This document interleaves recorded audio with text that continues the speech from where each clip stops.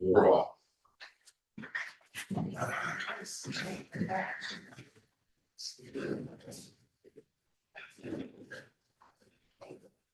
First up is the site plan application of 493 Sagaponic LLC. That's what you're here for, right, Kevin? That is. Who's going first? Steve Rose with Harris Design, just here to answer any questions. Yeah, okay. Do you want to just run through your write-up on it? Absolutely. So good afternoon again. Kevin Peterman from LKMA as the village engineer. We have reviewed the revised application materials submitted on behalf of 493 Sagaponic LLC as prepared by Arrayas Landscape Architecture dated January 2nd of 2026. The applicant has sufficiently addressed our previous comments dated January 12th, 2026, and we find the engineering elements of the plans to be in conformance with village code. By way of history, the applicant seeks approval to modify a site plan that previously received approval from this board in April of 2025.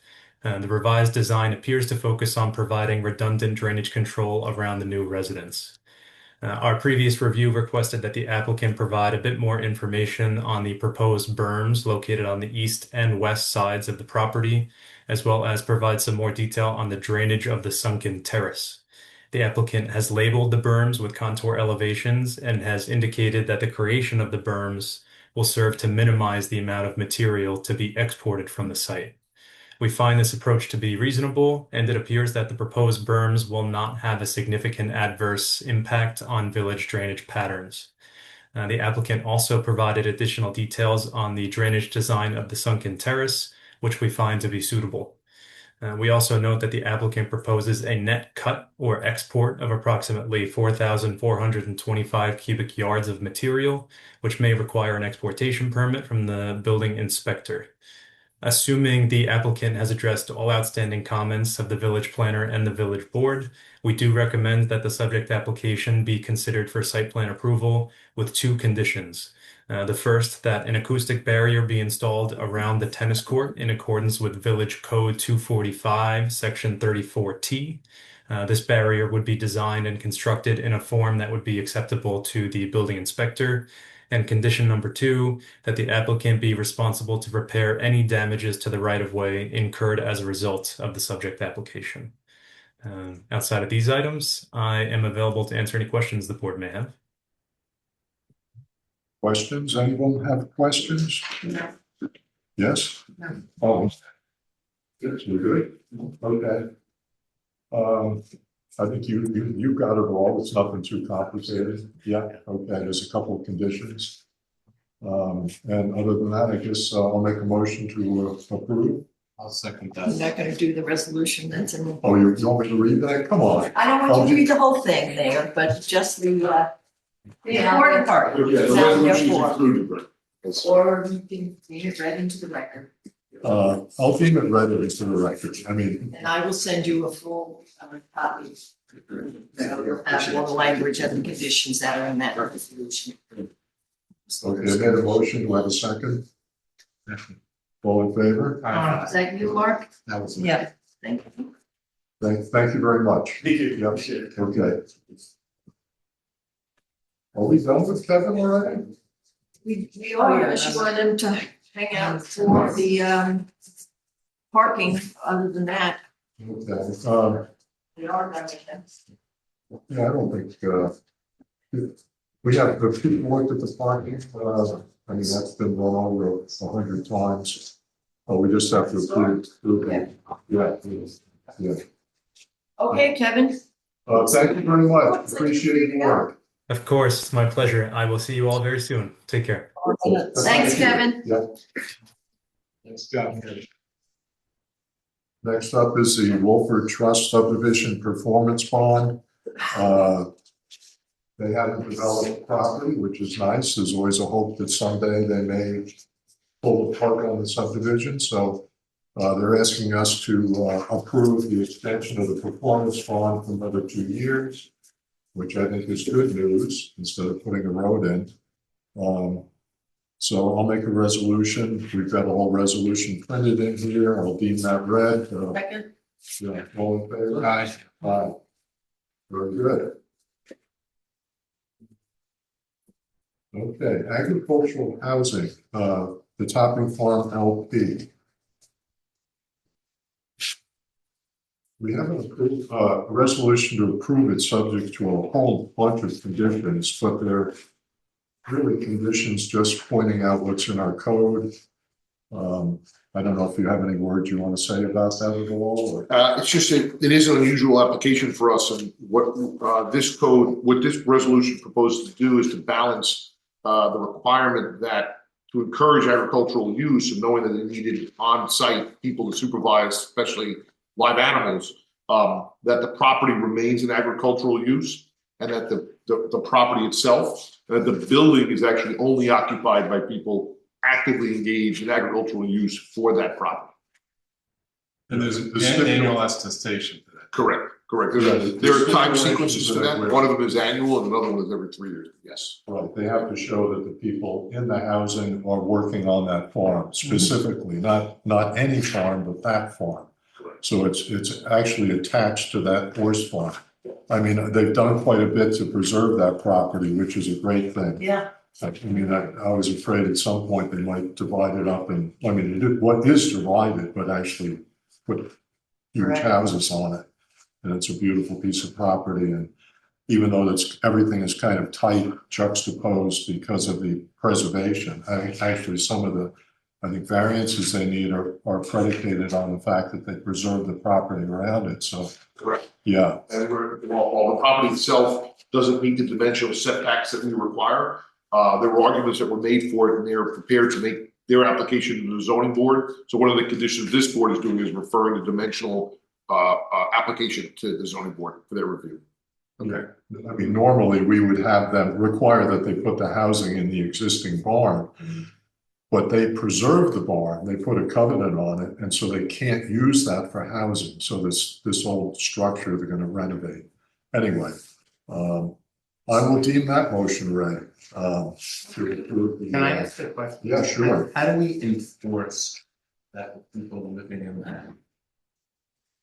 That's a good question. There are certifications that have to happen that they're gonna provide. So every 3 years, the applicant certifies to Rhodey that the property's land used in agricultural production. And then every year, they have to certify that the people who are actually employed there are employed on that farm, and there's actually a tax form that they file, agricultural employment.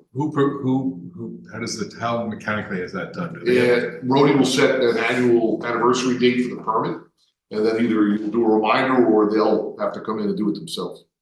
So no cameras, we're not putting cameras. You know, not yet. And then if there's a breach of this, what's our? It's a violation of the covenant, and Okay, then the permit could be revoked. And then the building would have to be repositioned to something else, but it couldn't be occupied by anybody else except for agricultural workers on this property. got it. Yeah, so any employees working anywhere, really, there are wage statements which go to the state. And we're requiring them annually to provide us with those wage statements, which match the occupants of the housing, so it doesn't get used as Airbnb or some other kind of summer rental. Yep. And we had updated the code, a couple of years ago to require that type of thing. NYS 45 just happens to do what we Right. want it to do. You know, it provides for the identity of the employee and then whether they make their living in agricultural and where. So it's already a form that's submitted under penalties of perjury. Right. What is that? So I was gonna ask, what's the definition of an agricultural? Yeah, they'll certify that it's employed there on that property. Their wages come from that farm. Yeah, in other words, the Topping Farm LP would be the employer, and these are their employees. Do we have anything else? Anything else on the village like this? That you have to proactively get certified? No, we haven't, Actively, no. Okay, so this is a precedent. This is definitely a strong precedent. This is a statement that we encourage it, but we have to take it serious it has to be what it is. And And it's enforce not it. subverted. You know, we want to make sure that this doesn't start out as one thing and then changes to something else. Correct. Because, you know, all of a sudden, all the agricultural assets will become some other kind of entity, a recreation facility. Okay, so I'm making a resolution to approve the site plan, subject to the conditions listed in this printed document. Special exception permit. Special exception permit. I'll second that, yeah. Okay, all in favor? Aye. Okay, thank you. And the next step is now go to the agricultural review board. Now they go to the zoning board of Zoning board. appeals, right, for the use dimensions. If the board recalls, the application again didn't meet the dimensional Yes, so they requirements, had but to they had have some, arguments right. in regards to adjoining properties, which is also makes this property unique. So, okay, so the ZBA will see obviously our Correct. proclamation. And one of the conditions is that jurisdiction is reserved to them. Oh. Any, number 4 says, any necessary dimensional I see. variances Yep, for the project required are hereby respectfully referred to the zoning board. okay, great. Right. Next up is minutes. Any corrections? I went through it. Didn't see anything. I stand it. We're good with minutes. Make a motion to approve the minutes. Second. All in favor? Aye. Thank you. Oh, the town police report. Did you want to do that? now? Yeah, there's not much Okay. to say. We'll just follow the pages here. They were in January, 2 abandoned 911 calls, 2 accidents with no PI, personal injury, 4 aided cases, 19 burglar alarms. Probably most of them were unfounded. 2 carbon monoxide alarms, 9 fire alarms. 1 panic alarm, 6 ambulance calls, 1 complaint, animal complaint, here, 5 VMT arrests. That's a lot. 2 welfare checks, 1 code enforcement follow-up, 1 disabled vehicle, 1 parking complaint, 1 reckless driver, 3 suspicious vehicles, 31 traffic enforcements, and 1 traffic hazard. Do we know what the code enforcement is? I'm always curious about that. Code enforcement? We don't know. The reports that I get, you see them, that's the reports I get, so I have to extract from those and put them in my summary sheet, so it is difficult to pinpoint that, David. I assume it's our code or is it Southampton code? I'm sorry, what? Is it our code? It may not be. Right. It may not be. It could be something that the police saw and they're following up on something that they had already been to a house for. Usually when it's a code follow-up under our code, we initiate that. Most of the VMT arrests were on Montauk Highway, that's C3 right there.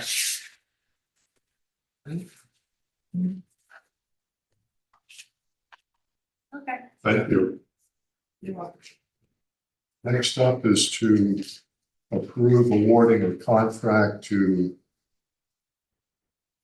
do a next stage on the parking at Sag Store. We have 3 bids. Our engineering firm reviewed the bids, recommended the lowest bidder, that they'll do what we need. Significantly less. Yeah. Northeast? Always interesting. No, it's not. Well, there's Delelli. Mhm. Right. Yeah. What What are we? They're probably gonna do this in the, after the snow melts, so probably end of March, beginning of April. Southport asphalt, okay. Yep. Yes. We're okay with that? Yeah. I think it's Motion second. I'll make a motion. off that with the word. All in favor? And just for the record, that amount is $19,753.13. Beautiful. And that will be coming out of the capital highway funds. Right.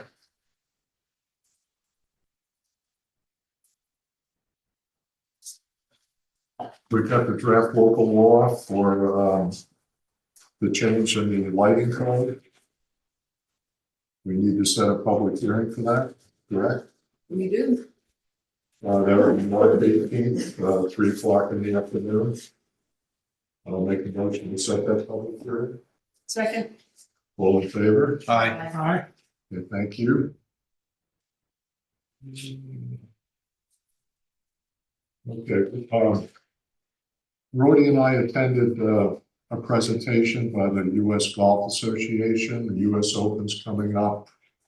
And apparently the town and other communities have, for a 2-week period, waived minimum rental periods because there's supposedly going to be a big demand for people coming in short-term rentals to, and we thought it'd probably be a good idea to allow that if somebody here wants to take advantage of it. I mean, currently, we're 2 weeks minimum rental, and most people aren't going to rent for 2 weeks. They're not going to go to the whole thing.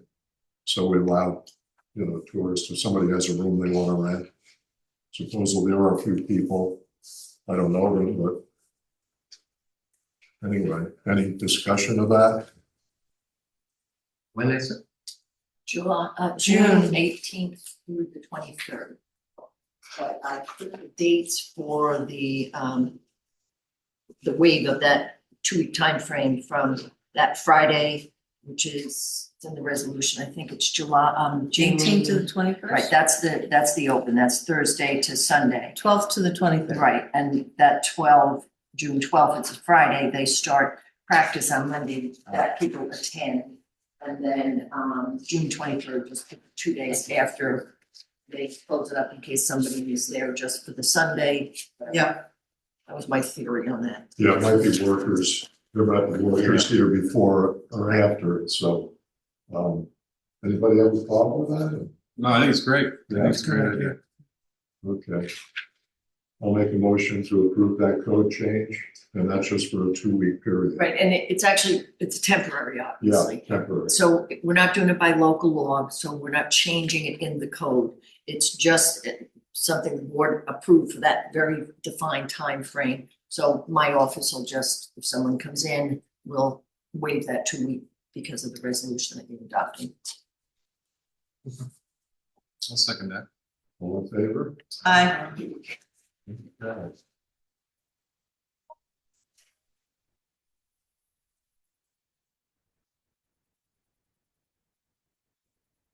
Oh, I blew over something.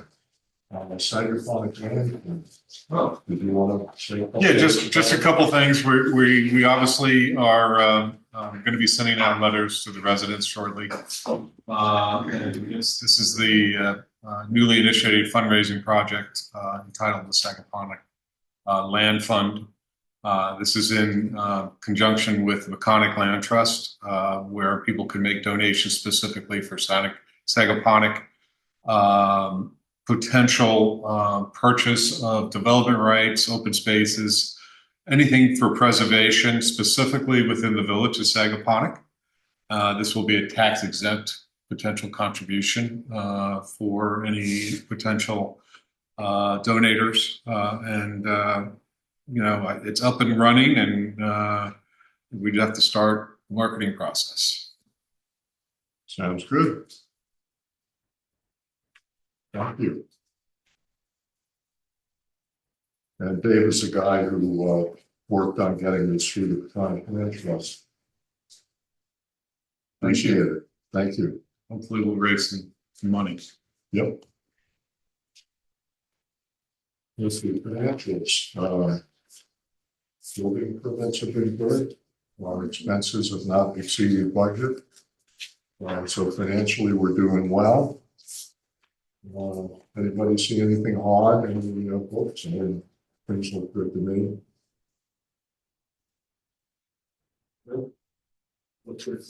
Thank you.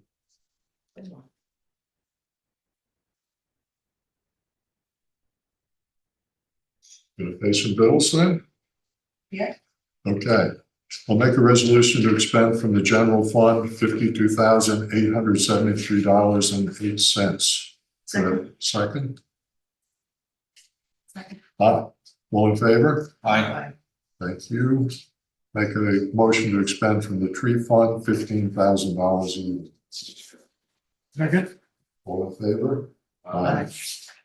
And make a motion to expend from the Trust and Agency Planning Fund $3,934.26. Second. All in favor? Aye. Do we have comments from the floor? Anybody want to? Have a matter that they want to put forward? I'm happy to help with, try to raise money. Absolutely. We're going to organize something in the next week or so. Yeah, and I'll be in touch with you for sure. Yeah. Get salt in my mouth. That's all the help. Thank you so much.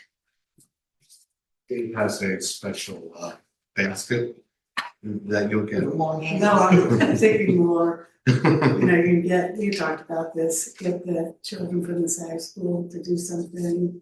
Yeah. Try to convince me, we got a lot of rich people. I can't hear you. I was saying, we have a lot of rich people here. I'm sure we could figure out ways to pull at their heartstrings in order for them to donate. There are actually good reasons, and we will point them out. Yeah, and they moved there for a reason. I mean, if you drive through the place and you see spaces that you enjoy looking across and the change of seasons in the fields, and if you want that to continue, you can't turn it into houses. Completely. So, yeah, so I think people will see that once it's pointed out that not everything is preserved. Right. Yeah. I don't think people think about it. No, they don't. They just assume that it's an never changing scenario and it could change. Right. Is there anything else I need to do that I've forgotten? Have you covered the agenda? No. I guess I make a motion to adjourn. Our next meeting is March 18th, 3:00. We have a public hearing set. And no speeches from the floor. I'm not a bee keeper, but I have bees on my property.